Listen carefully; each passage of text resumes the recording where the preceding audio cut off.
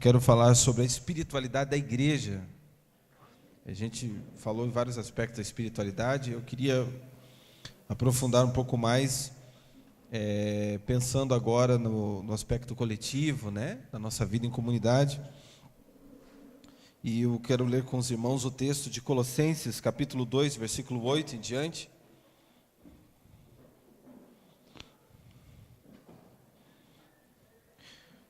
Nós já temos aprendido que aquilo que marcou determinado período da história da igreja, no que diz respeito à tentativa de se viver uma espiritualidade de maneira isolada, como foi no período da Idade Média com o monasticismo, não cumpriu o propósito de Deus, né? Porque o propósito de Deus é que a igreja viva, ainda que desenvolva cada um relacionamento íntimo com Deus diariamente, mas que ela também vivencie um relacionamento com Deus que acontece em conjunto com os outros irmãos, né? Não de forma isolada, não como uma ilha, não separado, não enclausurado, não fechado, não individualista, egoísta e coisas desse tipo, né?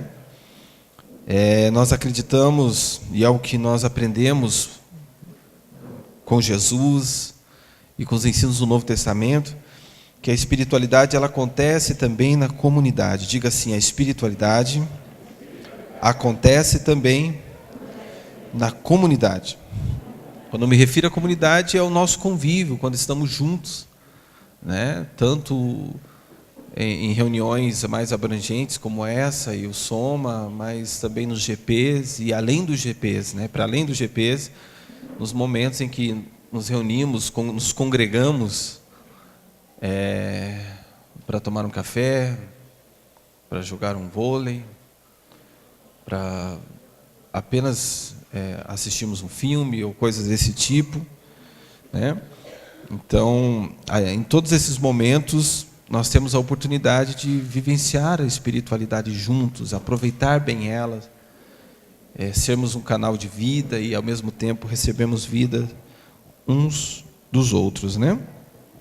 Agora, é importante a gente entender alguns princípios, algumas coisas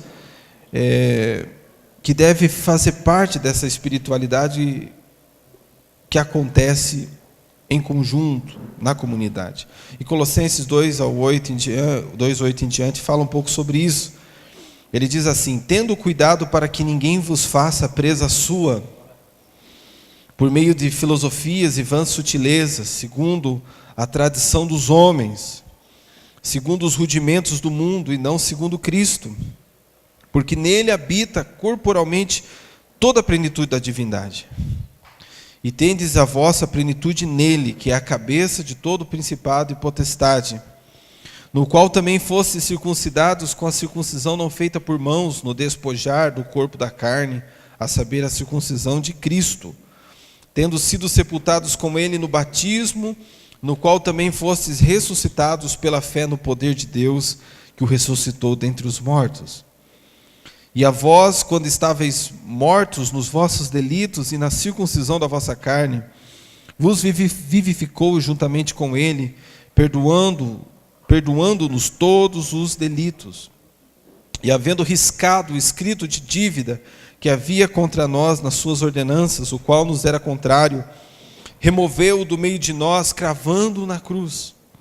E tendo despojado os principados e potestades, os exibiu publicamente, deles triunfou na mesma cruz. Ninguém, pois, vos julgue pelo comer, ou pelo beber, ou por causa de dias de festa, ou de lua nova, ou de sábados, que são sombras das coisas vindouras, mas o corpo é de Cristo. Ninguém atue como árbitro contra vós.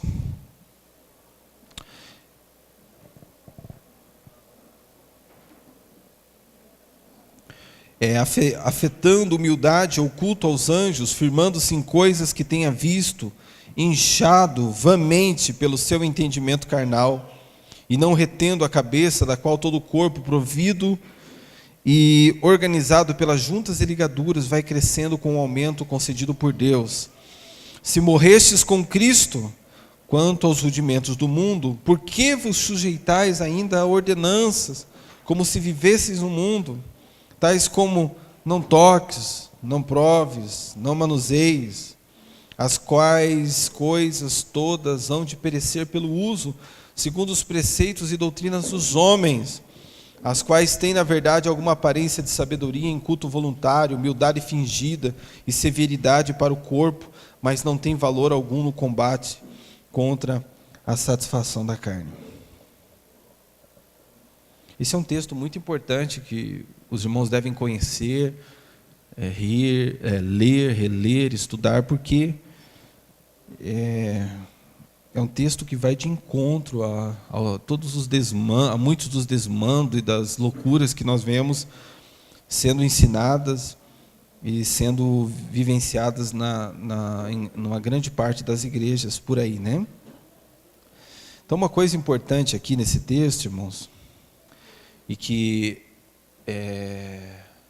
não deve acontecer não deve fazer parte da nossa espiritualidade comunitária, nossa espiritualidade que acontece no conjunto, na vida da igreja, é o que está dito ali nos primeiros versos, nos primeiros versículos: tendo cuidado para que ninguém vos faça presa sua, por meio de filosofias e vãs sutilezas, segundo a tradição dos homens, segundo os rudimentos do mundo, e não segundo Cristo, porque nele habita corporalmente toda a plenitude da divindade. Então, na espiritualidade integral, e que acontece na coletividade, na vida da igreja, uma coisa que tem que acabar e que não pode acontecer é a dominação religiosa. O texto está dizendo que você deve cuidar para que ninguém faça de você uma presa, que ninguém exerça domínio sobre você, com o propósito de ensinar alguma filosofia vã, alguma ideia errada em relação à fé, em relação a Jesus. Irmãos, uma coisa importante: mesmo a pessoa que queira ensinar algo correto, ela não pode ser dominadora, ok? Mesmo que uma pessoa tenha boa intenção de ensinar algo bom para você, mas se tentar fazer isso por meio da dominação, já está errado. A palavra do Senhor diz em 1 Pedro capítulo 5, versículo 2, que o rebanho do Senhor, ele deve ser apacentado, mas não por força, não através da dominação, mas espontaneamente segundo a vontade de Deus. Não deve ser não deve ser apacentado por ganância, tendo em vista o que através das ovelhas ele vai poder ganhar, que ele vai poder se beneficiar, Então, mesmo que seja um ensino correto, uma doutrina correta, um pensamento correto, um princípio correto, numa espiritualidade integral vivenciada no contexto da igreja, na vida coletiva, não pode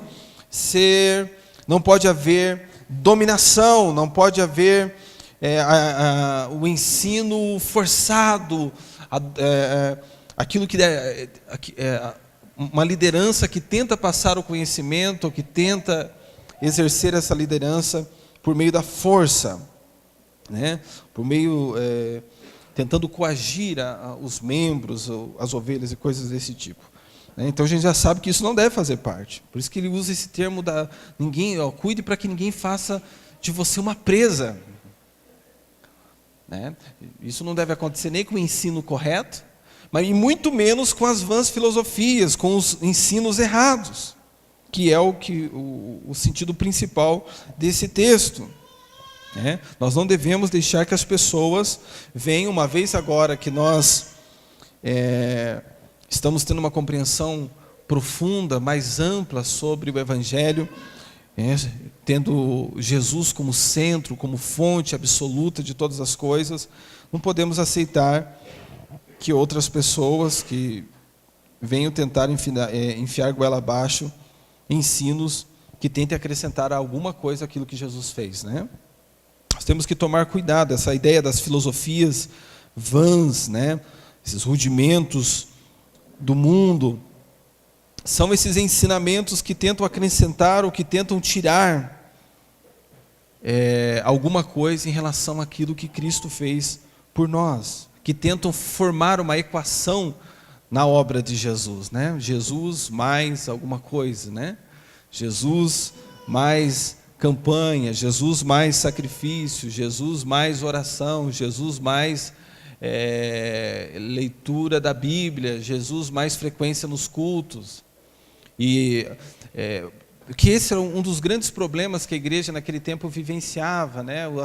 Haviam mestres, falsos mestres no meio da igreja que não se contentavam com o fato de receberem apenas o Evangelho, de só Jesus ser suficientemente para o teu relacionamento com Deus e para o teu desfrute daquilo que Deus tem, do projeto que Deus tem para a sua vida. Então eles não se contentavam apenas com isso e tinha que ter mais alguma coisa. Poxa, tem que ter algum sacrifício a mais, tem que ter alguma obra a mais para que, né, a gente possa se sentir merecedor ou que a coisa possa ficar completa.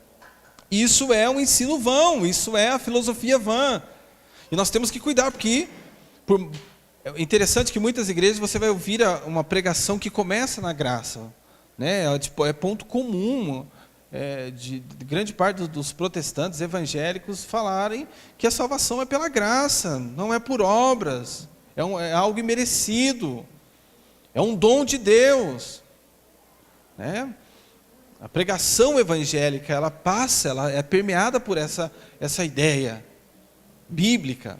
Mas o problema é depois, né? Que muitos começam no evangelho, começam na graça, mas depois caem numa vida cristã carnal, não carnal no sentido pecaminoso, imoral, mas carnal no sentido de uma vida que agora, por mais que tenha sido salvo pela graça, agora você precisa manter essa salvação, ou você precisa se esforçar, né, para poder receber alguma bênção de Deus. Nós falamos muito sobre isso já, né?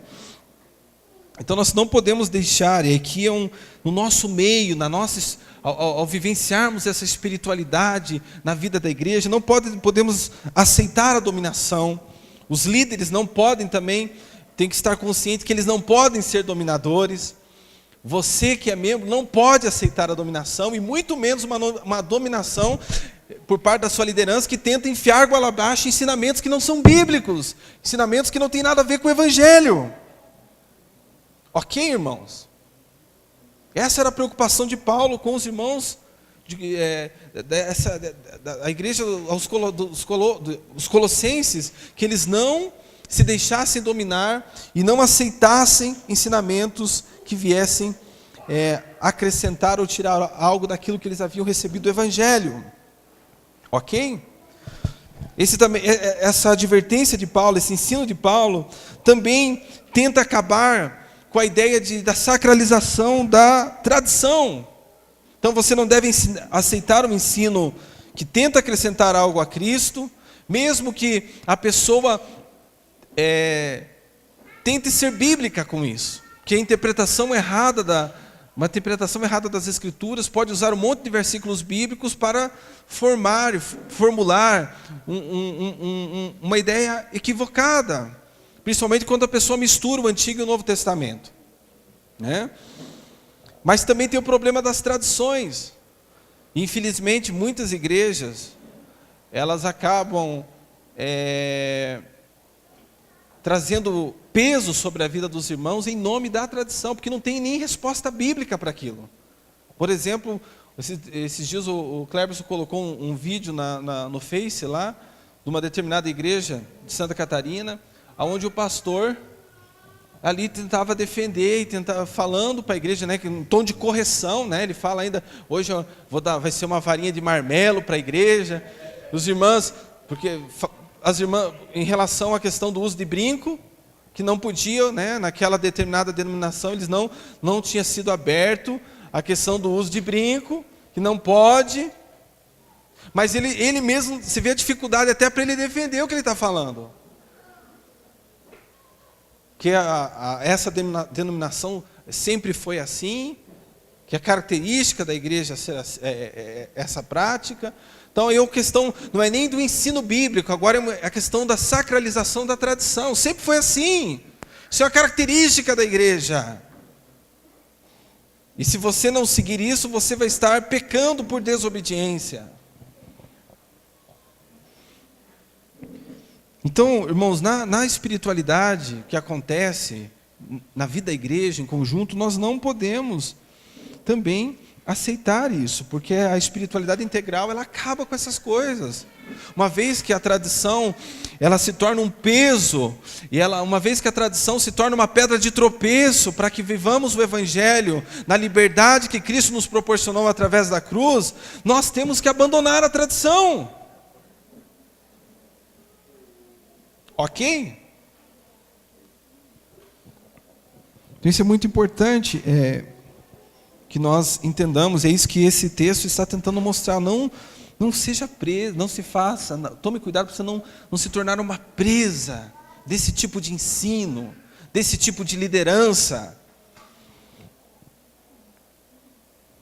A outra coisa importante desse texto, que nós vamos encontrar nos outros versículos seguintes, que diz assim: tendes a vossa plenitude nele, que é a cabeça de todo principado e potestade, no qual também fostes circuncidados, com a circuncisão não feita por mãos, no despojar do corpo da carne, a saber, a circuncisão de Cristo, tendo sido sepultados com ele no batismo, no qual também fosse ressuscitados pela fé no poder de Deus, que o ressuscitou dentre os mortos. Aí versículo 10 e versículo 11. Aqui nós temos um outro princípio que faz parte da espiritualidade integral vivida na comunidade, que é a superação da devoção meramente exterior. Diga assim: superação da devoção meramente exterior. Então, na espiritualidade integral vivida na comunidade, não pode, ela acaba com a confiança na carne, com a confiança no ritual, com a confiança nas práticas da igreja. Isso é muito importante. Então, em que sentido que eu estou falando agora? Você entende que a fonte de vida, a fonte de poder, a fonte é apenas Cristo. Não é o tom da nossa oração ou a intensidade da oração que fazemos juntos que vai fazer com que as coisas aconteçam, que vai promover o reino de Deus. Não é, entende? Existe uma grande importância na oração, seja ela pessoal ou conjunta, mas não é a performance dessa oração, a altura, a intensidade, que vai fazer a diferença. Não são as expressões corporais durante o louvor que vão tornar aquilo mais fervoroso ou não. Não é a altura da nossa voz que vai fazer com que um demônio se submeta num momento de libertação. Não são as batalhas espirituais onde as pessoas supostamente atacam os espíritos malignos como se tivessem espadas na mão e fazem um monte de gestos e coisa arada, como se estivesse guerreando fisicamente com os demônios, que vai fazer diferença. Isso é muito importante que a gente entenda, irmãos, porque agora a nossa fonte de poder, a fonte de sabedoria, é Cristo, e apenas Ele. Nossa plenitude está em quem? Onde o texto diz: a nossa plenitude está nele, que é o cabeça de todo o principado e potestade. Então a nossa dependência não é das coisas externas, daquilo que nós podemos expressar fisicamente, mas a nossa confiança nessa fonte preciosa que é Jesus. Amém? Outra coisa importante desse texto, irmãos, também que tem a ver com isso, está falando que a nossa circuncisão agora é uma circuncisão não no despojamento do corpo da carne, não é um sinal externo, mas é uma circuncisão que acontece no nosso interior, baseado naquilo que Cristo fez lá na cruz, na morte e na ressurreição de Cristo. A marca que faz toda a diferença em nós não é uma marca exterior, mas é uma marca interior. do novo nascimento, da morte do velho homem, da nova vida que recebemos em Cristo. Essa é a circuncisão verdadeira e é nela que nós nos baseamos. Ok? Nós não baseamos o nosso relacionamento com Deus, aquilo que o nosso desempenho, o nosso desempenho como igreja, não nos baseamos nas marcas externas, nos sinais externos, né? Mas no fato de todos nós sermos aqui filhos de Deus, alcançados pela graça do Senhor, todos somos novas criaturas, né? Então a nossa fonte está nisso. Por que Deus vai responder a oração da igreja? Porque nós temos uma marca externa ou interna? Por causa desse selo interno, essa circuncisão interna, feita por Jesus em nós, né? Então isso é muito importante. Deus vai responder à igreja porque a igreja jejuou 21 dias, porque fez uma campanha. É por isso, irmãos? Não, é por causa dessa circuncisão. Existe uma marca dentro de nós, feita pelo sangue de Jesus. Isso não quer dizer que você não vai orar, quer dizer que nós não vamos orar coletivamente. A questão é que nós não vamos basear, fundamentar o que nós buscamos em Deus, não vamos fundamentar nessas coisas externas, mas nessa realidade interna, né?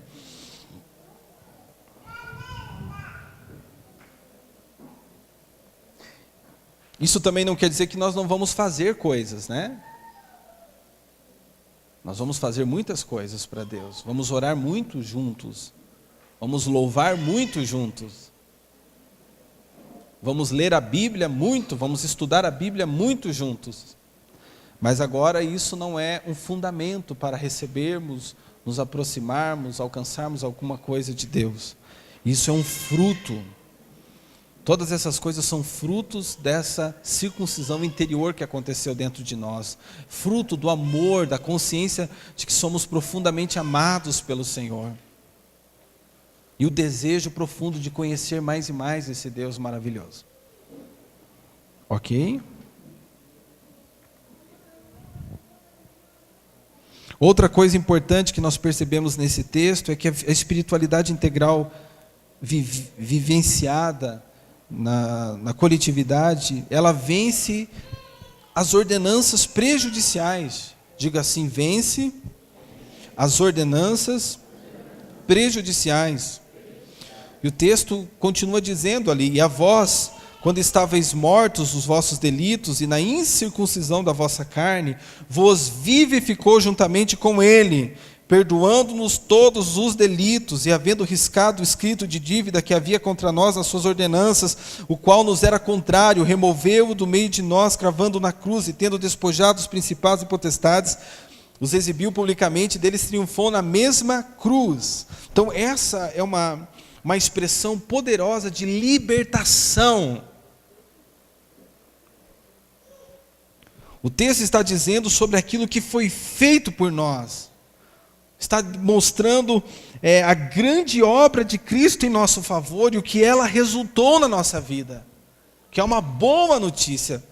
Principalmente para aquele que está vindo do mundo, aquele que está vindo carregado do peso, do pecado do mundo, vem a Cristo, recebe essa mensagem, recebe esse evangelho, recebe essa boa notícia, crê nela. O que acontece com essa pessoa? Ela desfruta de libertação, de liberdade. Isso quer dizer que agora, uma vez que ela está em Cristo, nós não podemos aceitar nada daquilo que vem inibir a vida livre e santa que nós podemos desfrutar em Cristo Jesus. A igreja, irmãos, agora precisa ser um lugar de terapia e não um lugar de doença, de patologia. O cara vem com a doença do pecado, vem para Cristo, é liberto disso, se torna uma nova criatura, mas aí entra na vida da igreja e recebe uma carga de peso, de ordenanças, de regras, que tornam essa pessoa, de pressão, né? que torna essa pessoa agora doente, não mais agora um doente no espírito, mas um doente na alma, na mente, um doente nas emoções. Em alguns casos se torna uma pessoa neurótica. Então a igreja deve ser um lugar de libertação e não de pressão. Já basta a pressão que a pessoa vive no dia a dia, os problemas do trabalho, as dificuldades da vida. A igreja precisa ser um lugar de acolhimento, de descanso. Precisa ser um lugar de cura, de compartilhamento de vida. E às vezes a pessoa vem para a vida da igreja e aí é pressão para amadurecer. Já tem uma meta de tempo já para a pessoa virar um anjo. Pressão para abandonar determinadas práticas, aquela pressão, né, ainda mais quando se foca muito em alguns pontos, como pecados mortais, que a pessoa bebe, a pessoa fuma.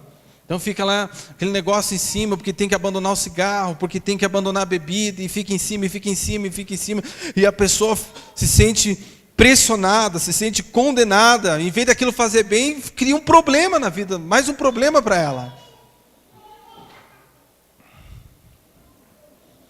Eu acho interessante porque a gente já teve experiência de pessoas, tive experiência de uma pessoa lá em Florianópolis, né? E eu não fiquei, tinha um problema do alcoolismo, né? Muito forte, e o problema com o cigarro. E ela veio para a vida da igreja, e nós fomos ensinando o evangelho, e a questão da bebida foi, ninguém chegou para você tem que parar de beber, você não parar de beber, você vai ser punido, né? Não, uma pessoa teve um momento que ela parou, entendeu que aquilo fazia mal, que não era bom, que aquilo estava destruindo a vida dela. E foi um impacto, né, para toda a família, lá, a questão dela ter parado de beber, porque quando ela bebia, uma mulher, bebia a ponto de cair mesmo, de ficar mal. E a questão do cigarro também, ela não chegou ainda a parar totalmente com o cigarro, mas ela foi diminuindo, mas ninguém chegou e ficou em cima dela, falando, você tem que parar de fumar, você tem que parar de fumar, você tem que falar para parar de fumar.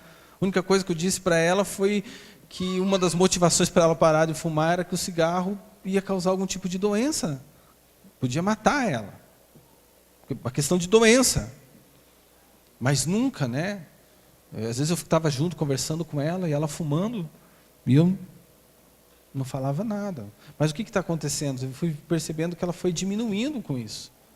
Aquilo que já era uma coisa gigantesca, né? Era um gigante na vida dela, agora começou a ficar algo bem pequenininho. E eu creio que logo ela vai parar de fumar. Mas não por imposição. Ela tem parentes dela que ficam em cima, que são de outras igrejas. Mas nós não ficamos em cima, não ficamos pressionando, apenas ensinando o evangelho. O resultado é que ela está parando. Então a igreja, na expressão da espiritualidade comunitária, ela não pode ser um lugar que causa pressão sobre a vida das pessoas, né? A pressão da frutificação. O cara nem bem entra na igreja, já fica em cima porque ele tem que frutificar,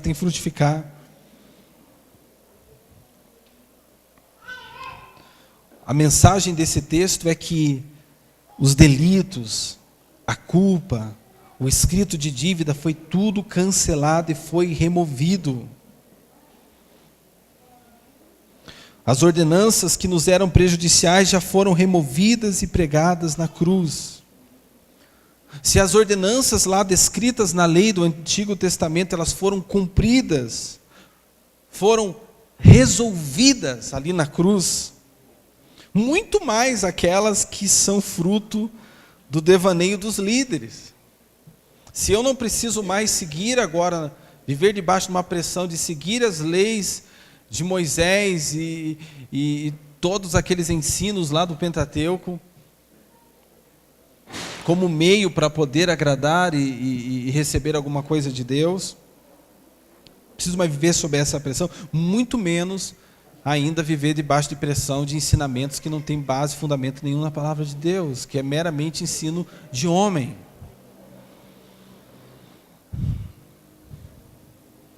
Amém, irmãos?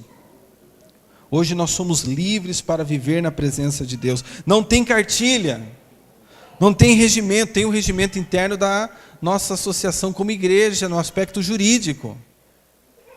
Mas não é uma cartilha do que você pode e do que você não pode fazer.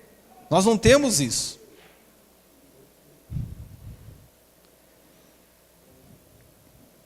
Nós sabemos que temos o caminho do amor.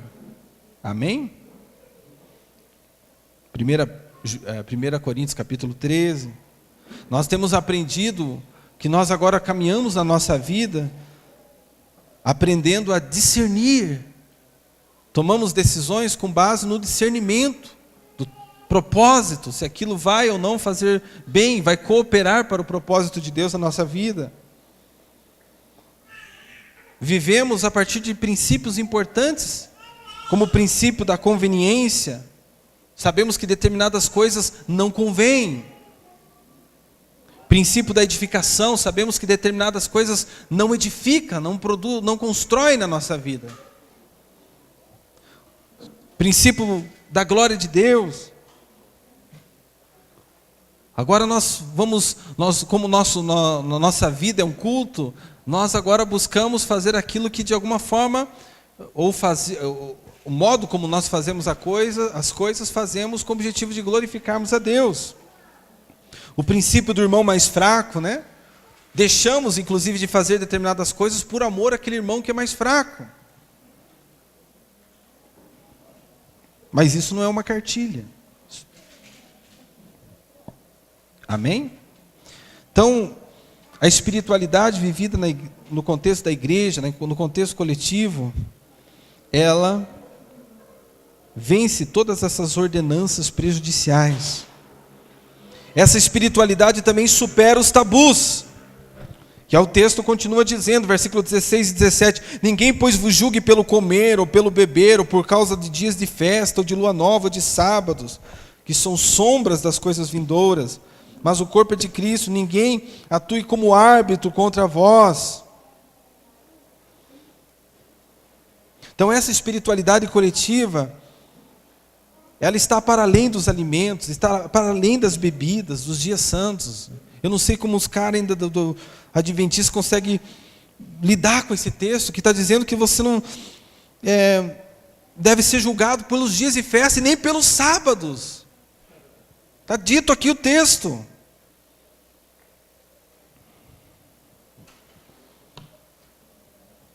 Então, e outra coisa, isso aqui está superado, irmãos. Isso aqui está, porque o texto diz que era apenas sombra. Qual que é mais importante, a sombra ou a realidade? A tua sombra ou você mesmo? É você, a realidade. E qual é a realidade de todas essas festas, esses sacrifícios, todas essas coisas, esses ensinos do Antigo Testamento? Qual que é a realidade deles? É Cristo. Então agora nós já temos Cristo. Então não precisamos mais de todas essas sombras.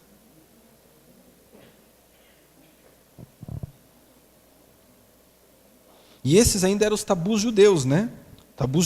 Os tabus judaicos. Agora a nossa espiritualidade, além de superar esses tabus, precisa superar os tabus que vão surgir no nosso meio. Do tipo, né, irmãos que ainda acham errado o outro irmão beber uma bebida alcoólica, que ainda acha errado o outro irmão ouvir música que não seja música gospel. Essa besteira precisa acabar no nosso meio, irmãos. Infelizmente a igreja se dedicou tanto a falar que essas coisas eram erradas, que isso se torna pecados mortais, coisas que na cabeça de muitos crentes descaracteriza a pessoa de ser um cristão. Eles se preocupam tanto com essas coisas que não têm sentido algum, que não têm propósito nenhum, com essas besteiras, que esquecem que existe uma guerra maior sendo travada, acontecendo. O inimigo é muito mais atrevido do que ficar preso a essas coisas tão pequenas. E o que acontece? Nós temos igrejas extremamente legalistas, cheias de regras. Crentes que vivem debaixo de um peso de ordenanças terrível, com coisinhas pequenas, de tamanho de roupa, acessórios, adereços para o corpo, não pode tatuagem, não pode piercing e tanta coisa arada. Preocupado tanto com essas questões doidas, enquanto a falta de amor se instala na comunidade. Enquanto a alma dos irmãos da vida, dos membros da igreja, vão sendo corrompidas pelo poder e pela busca do dinheiro.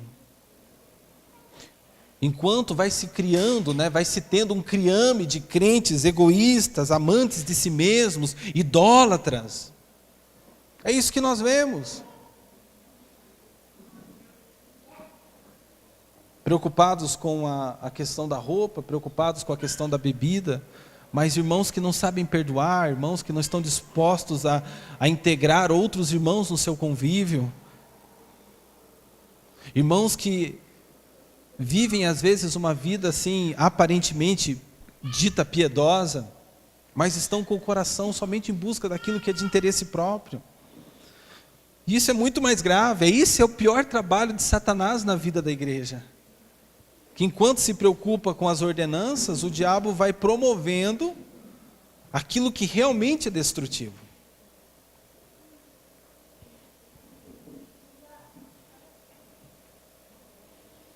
Cristãos, nós temos usando a fé apenas para a satisfação dos seus desejos egoístas, que não sabem se alegrar com os que se alegram e chorar com os que choram, que não entendem Mateus capítulo 15, versículo 11, que diz que não é o que entra pela boca que contamina o homem, mas o que sai da boca, isso é o que contamina. Então nós precisamos, nós já quebramos esses tabus como igreja, Agora precisa talvez ainda ser quebrado na sua mente, de forma pessoal, específica.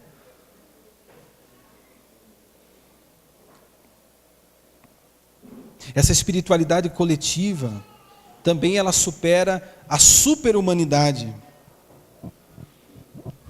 O texto continua dizendo, ninguém atue como árbitro contra vós, afetando humildade ou culto aos anjos, firmando-se em coisas que tenha visto, inchado vãmente pelo seu entendimento carnal.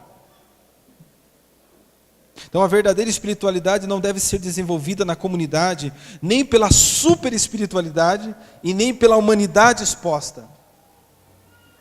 A espiritualidade no nosso meio não pode acontecer com a ideia de que eu tenho que ser um super espiritual, ou de que existe super espirituais no contexto da igreja, que não tem problema, que não tem dificuldade, que tem que viver sempre uma vida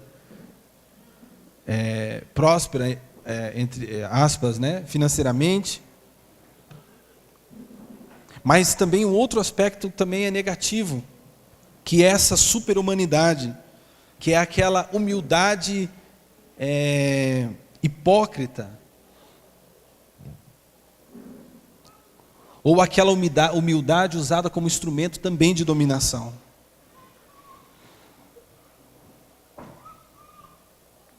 A humildade exposta é aquela em que o suposto humilde, ele enroquece a voz, curva a coluna para parecer humilde. E através dessa aparente humildade, ele exercer algum tipo de acesso e de dominação na vida das pessoas. Ele chega perto, enroquece a voz para dizer que é mais espiritual. Olha, Deus me mostrou algo sobre a sua vida. Ou isso não está certo, Deus vai pesar a mão sobre você.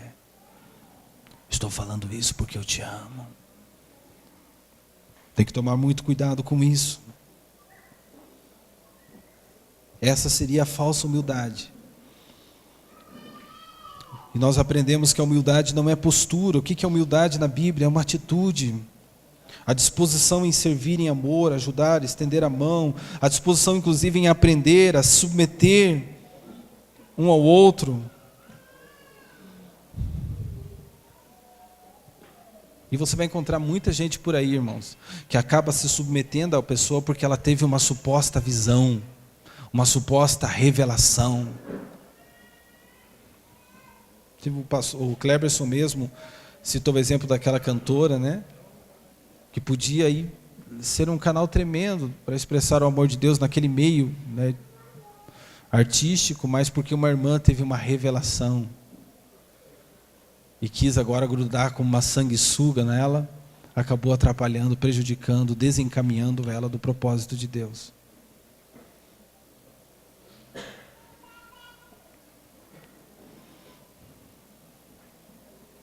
Outra coisa que a espiritualidade coletiva, ela elimina, a espiritualidade integral vivida coletivamente, ela acaba com o individualismo. O texto diz agora, né, que nessa espiritualidade a gente retém a cabeça e vive com o corpo. Olha o que o texto diz: e não retendo a cabeça, da qual todo o corpo, provido e organizado pelas juntas e ligaduras, vai crescendo com o aumento concedido por Deus. Isso quer dizer, o reter a cabeça ali, quem que é a cabeça da igreja, irmãos? Cristo. Então, na vida comunitária, nessa espiritualidade comunitária, nós vivemos em obediência ao cabeça. E o cabeça é Cristo. E praticamos diariamente essa espiritualidade na vivência com o corpo, uns com os outros. Que é o que o texto diz. A nossa espiritualidade agora, em obediência a Cristo, ela não é mais vivida de forma isolada, ela vive com os irmãos. Ela aprende uns com os outros, ela sofre uns com os outros, ela admoesta uns aos outros. É a espiritualidade dos uns aos outros. Diga assim, espiritualidade dos uns aos outros. Enquanto você se preocupa em ser um canal e receber do seu irmão, entendendo que ele é um canal de Deus também na sua vida, através de uns aos outros, ajudando uns aos outros, orando uns pelos outros, né?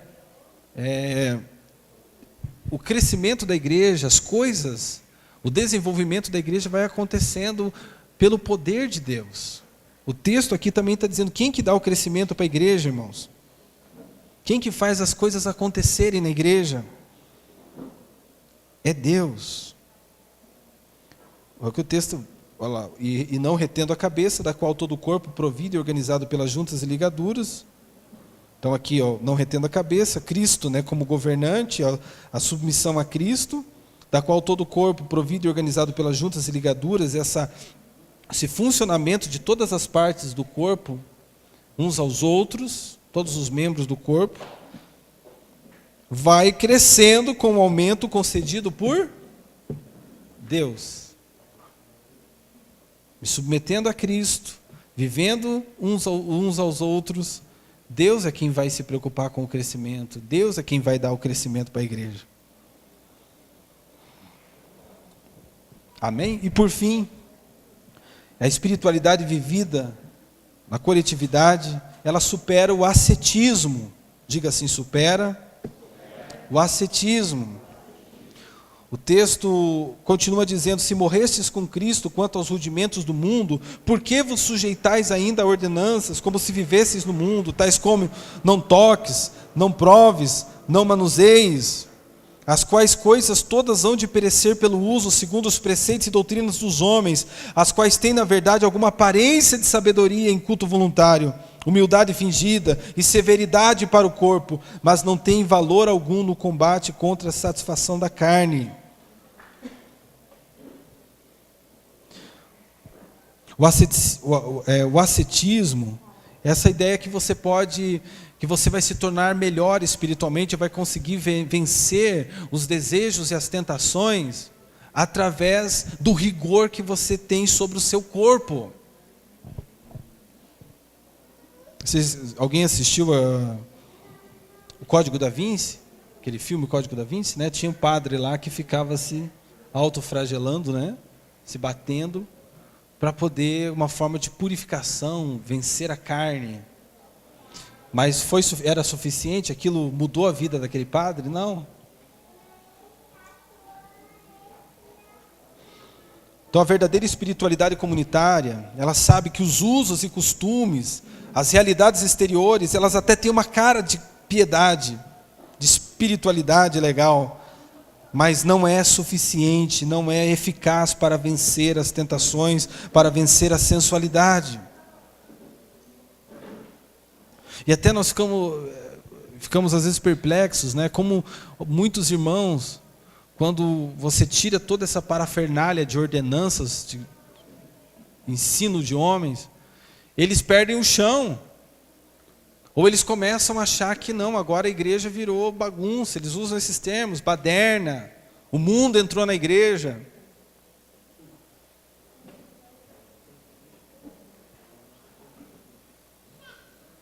Se você falar para um legalista sobre como nós vivenciamos o evangelho na nossa igreja, ele vai achar que nós somos, que aqui é um inferninho, que o diabo está pintando e bordando no nosso meio.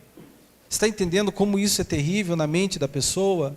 Que às vezes o diabo está pintando e bordando é lá naquele contexto, onde as coisas que realmente causam problema, como o desamor, o egoísmo, e o partidarismo, e todas essas coisas, a busca pelo poder, pela fama, estão ali fervilhando. E só que a pessoa acha que o problema está aqui, porque tem irmãos que bebem cerveja, tem irmãos que ouvem música que não é gospel.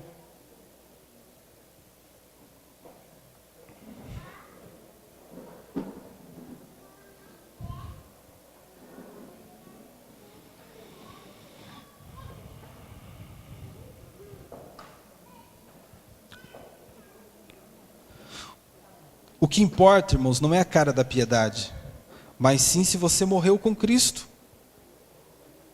Todas as ordenanças de cunho, que são humanas, que fazem adendo aquilo que Cristo já fez no Calvário, elas são apenas fachada, e são apenas um motivo para o culto de si mesmo, não são eficazes.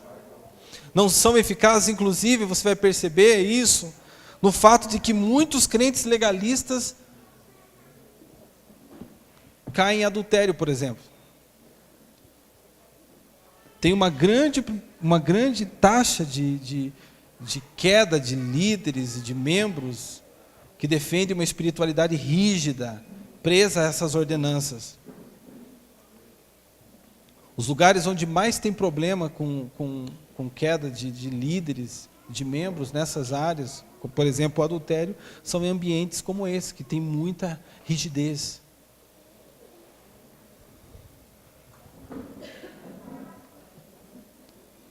O liberalismo extremo,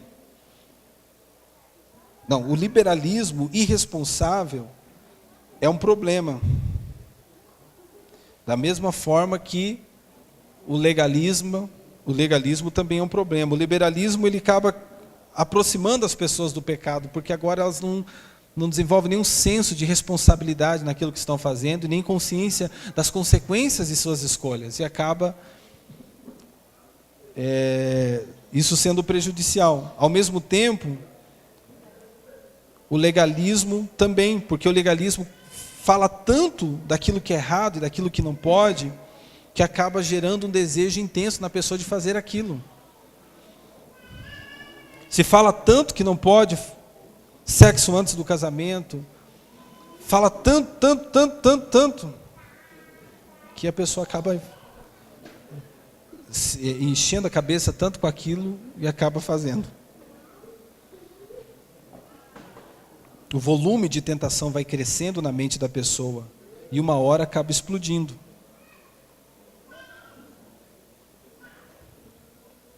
Porque ela sempre está convivendo com aquela ideia de que tudo que ela tocar pode ser pecaminoso. Tudo que ela vê é pecaminoso. É pecaminoso, é pecaminoso, é pecaminoso. E daqui a pouco estoura. E o pior, irmãos, que muita gente que cai, que se afasta da vida da igreja porque cometeu algum tipo de pecado, nesse ambiente legalista, elas têm dificuldade de retornar para Jesus. Porque a mente delas acha que para retornar para Jesus, elas têm que voltar a viver daquele jeito que elas aprenderam. E aí elas não estão dispostas, ou acham que não tem força para viver, e não tem mesmo, não é tanta lei. E quando você vai falar com pessoas que foram trabalhadas numa mentalidade legalista, você fala do Evangelho, você fala do perdão incondicional, você fala do poder do Evangelho para se viver uma vida como a vida de Cristo, a pessoa acha que ela está no mundo, está, por exemplo, nas drogas, na prostituição, e ela acha que você está errado, que não é assim, que isso não é verdade. Porque falta aquelas regras, porque falta aquele monte de ordenanças. Então, se ela voltar para Jesus, não vai ser nessa igreja, tem que ser lá. E aí ela não volta lá também, porque ela sabe que ela não consegue viver daquele jeito. Mas ela também não vai para outra igreja porque ela acha que a outra igreja é mundana. Estou falando do cara que está fora da igreja.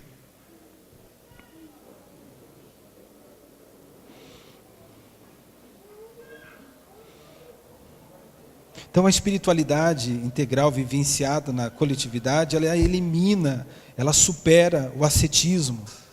E agora, como é que eu venço então a tentação? Como é que eu venço a sensualidade do mundo? Se não é por regras, se não é por uma cartilha cheia de coisas que eu posso e que eu não posso fazer. Nós temos aprendido que nós vamos vencendo o mundo à medida que nós vamos tendo mais clareza e convicção do amor incondicional que Deus tem por nós, e à medida que esse amor nos constrange a dar uma resposta a Deus. Aprendemos também que nós vamos tendo vitórias sobre as tentações, sobre o mundo, à medida que nós vamos tendo clareza e convicção da nossa nova identidade, que nós vamos tendo mais consciência de quem nós somos em Cristo, e de que muitas coisas, além de serem prejudiciais para que o propósito de Deus se estabeleça completamente na nossa vida, elas não combinam, não nos fazem bem, destroem nossos relacionamentos. Aprendemos também que vamos vencendo o mundo, vamos vencendo as tentações, à medida que nós expressamos a fé no poder de Deus que agora opera dentro de nós. Há um poder que opera ao nosso favor, que é a vida de Cristo, o poder do Espírito Santo que habita dentro de nós. 2 Timóteo 1,7 diz que Deus não nos deu um espírito de covardia, mas de poder, de amor e de moderação.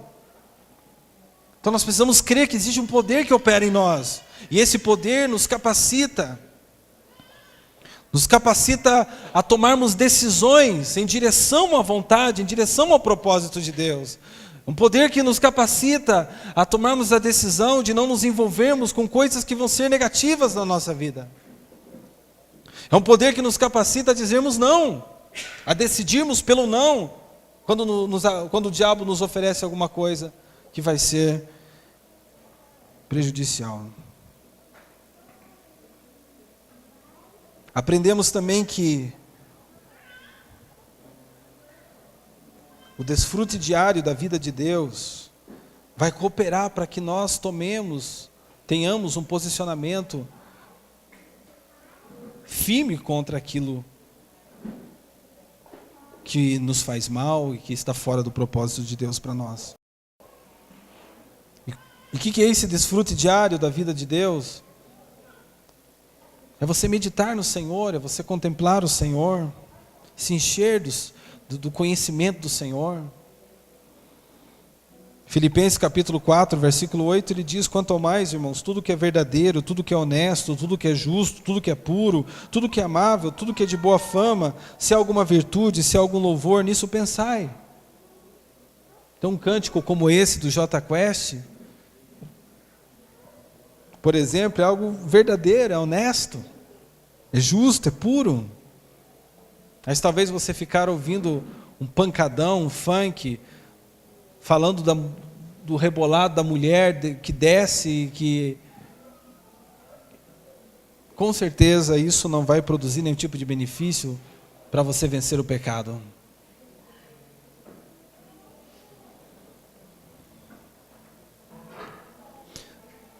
Eu queria que você ficasse de pé neste momento, por gentileza.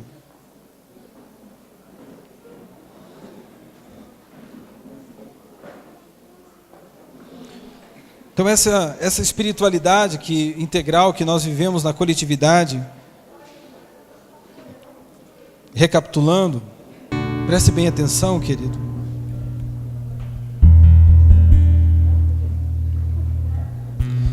Ela faz com que você não se torne presa de uma liderança dominadora.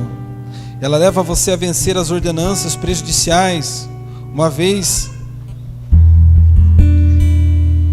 que Cristo já removeu todas elas lá na cruz. Ela nos leva a gente superar os tabus, a não nos determos em coisas fúteis, tolas, doidas,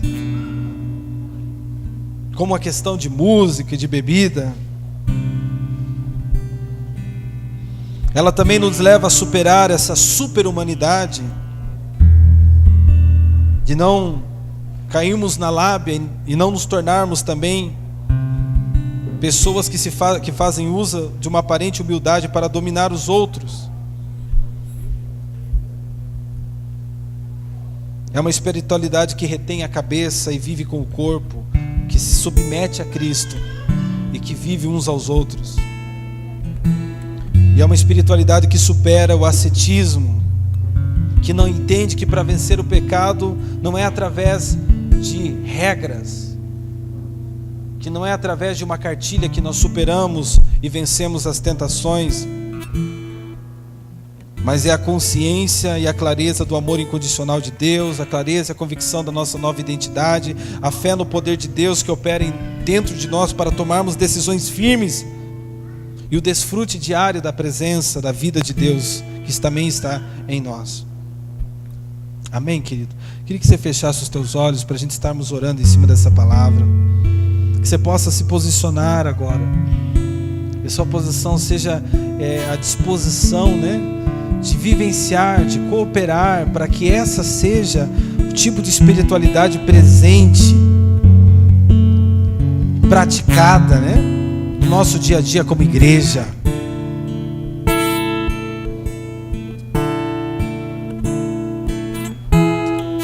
Expresse na sua oração que você crê plenamente quem você é em Cristo, que você crê no poder que opera agora dentro de você, é o poder de Cristo, o poder do Espírito Santo.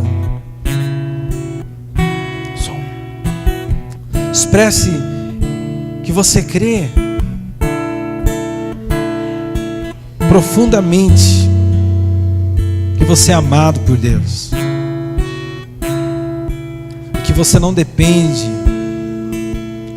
de uma cartilha, de um monte de ordenanças para você viver uma vida cristã plena junto com os seus irmãos, que nós não precisamos criar um monte de regras, colocar um monte de câmeras espalhadas na vida, na casa dos irmãos para controlar a vida dos irmãos. Nós nem queremos isso.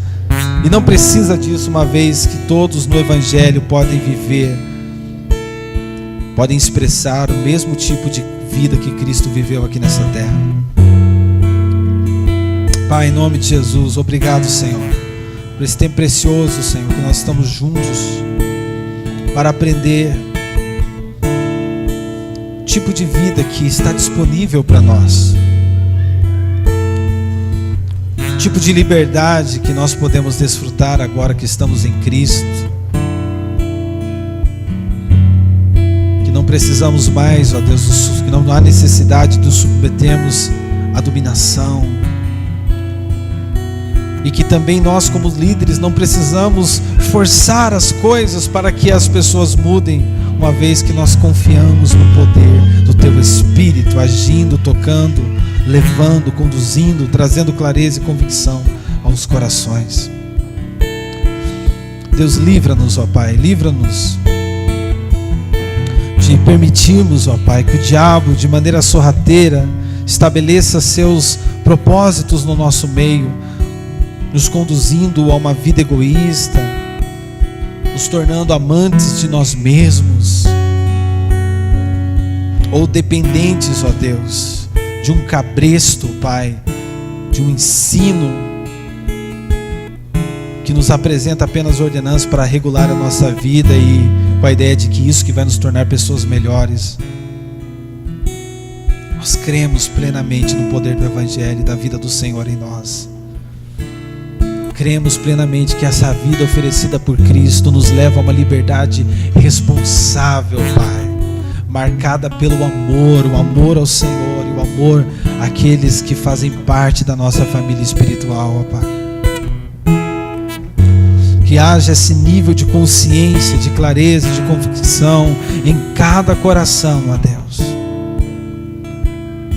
Que as barreiras da religiosidade que ainda prendem a mente, ó Pai, venham ser quebradas em nome de Jesus. Que o véu, ó Deus, que ainda cega muitos irmãos, venha ser arrancado, venha cair por terra em nome de Jesus, o véu da religiosidade, para que vivamos plenamente tudo aquilo que o Senhor tem para nós, e para que o mundo perceba em nós o Senhor, o sabor do Senhor, não pelo tipo de roupa que estamos vestindo, não pelos gestos ou pela intensidade de nossas vozes, ó Deus, mas por experimentarem o amor do Senhor nas nossas atitudes, na maneira como nós cuidamos uns dos outros, na maneira como nós nos relacionamos uns com os outros. E é isso que o Senhor disse para os seus discípulos, que o mundo conheceria o Senhor havendo a unidade deles, ó Deus, e que o mundo possa conhecer o Senhor vendo a igreja praticando essa espiritualidade integral, Pai, na vida coletiva. Em nome de Jesus, Senhor. Em nome de Jesus, e que o mundo também possa experimentar do Senhor na maneira como nós nos relacionamos com eles, que possam experimentar as suas mãos, o seu abraço, o seu beijo, o seu cuidado, a sua atenção, o seu poder, ó Deus. Nós oramos assim, em nome de Jesus. Amém.